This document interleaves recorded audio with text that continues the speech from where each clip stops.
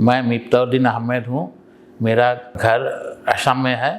मैं असम गलवान डिस्ट्रिक्ट में हूँ। मैं यहाँ पर नारायण हेल्थ सिटी में प्रशांत बी एन सर को मेरा नी का प्रॉब्लम था, वो दिखाया था। देखने के बाद तो बोला आपको नी रिप्लेसमेंट करना होगा, तो मैंने रेडी हो गया रिप्लेसमेंट करने के लिए।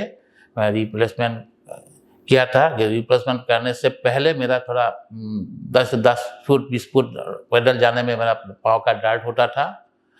कभी कोई किसी के साथ 2-1 मिनट बात करने मेरा पाँव का लॉक भी हो जाता था। और मेरा बिजनेस मैं करता हूँ, वो बिजनेस में आने जाने में हमारा मुश्किल होता था।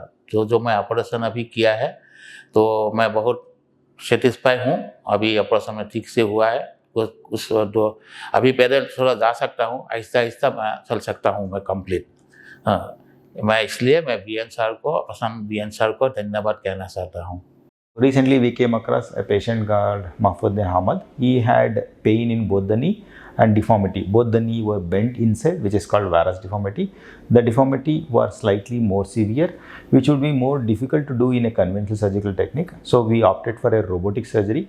In this robotic surgery, the advantage is the effort put by the surgeon is more on pre-operative planning, wherein we decide the size of the implant, the placement of the implant, the orientation of the implant. All these things are fixed before the surgery starts. Therefore, the mental stress and the physical stress during the surgery for the surgeon is very minimal. Most of the work is done by a robotic, which is monitored by the surgeon and which is guided by the surgeon.